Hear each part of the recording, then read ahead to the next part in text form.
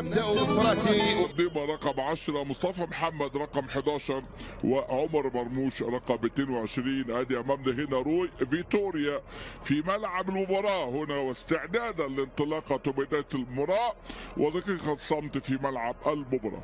العناني لسه هارب المعلمي فريدة.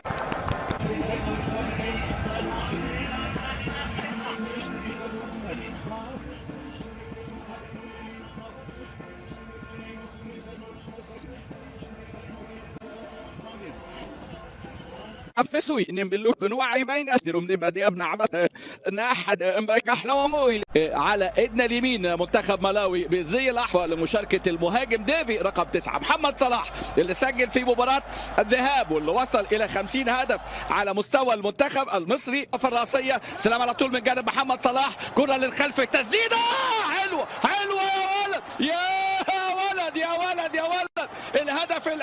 الهدف الأول في هذه المباراة، الهدف الأول يأتي عن طريق مين؟ عن طريق طارق حامد. أول أهداف طارق حامد الدولية، أول هدف لطارق حامد، كرة قنبلة لكن اتعملت حلوة قوي، دور النجم الكبير محمد صلاح، وتسديد يصاب ويغادر ملعب المباراة. وعلى فكرة كان دخل كبديل في المباراة الماضية وكان أصيب الإدانة مكان بيتر باندا، وهدف هو اللي هيقود مباراة الهلال والأهلي. وادي دافي هنا اللاعب كرة ترتد اللعب على المرتدات أمامنا هنا من جانب المنتخب ملاوي، لكن يا ولد يا حجازي الحقيقة المساحات، وجه طارق حامد، وادي فرصة هدف جديد المرة دي عمر مرموش على موعد مع التسجيل، سجل ذهابا وسجل إيابا، ومصر واخدة ملاوي رايح جاي. مصر ملاوي رايح جاي، هدف تاني من الركنيه اللي اتلعبت، واللام خطير، اللاعب الخطير ديفي متسلل ولكن تغطيه دفاعيه، خطوره بقى يعني واضح المنتخب ملاوي.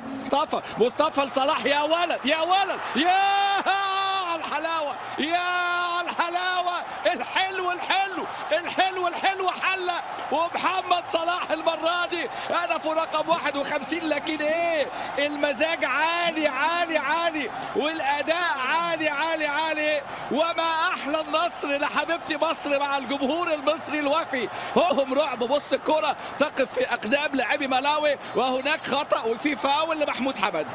خامس مباراه لمحمود حمد، 4 مباريات مع فيتوريا البرتغالي 20، وسجل وديا كان في مباراة ليبيريا في سبتمبر من العام الماضي.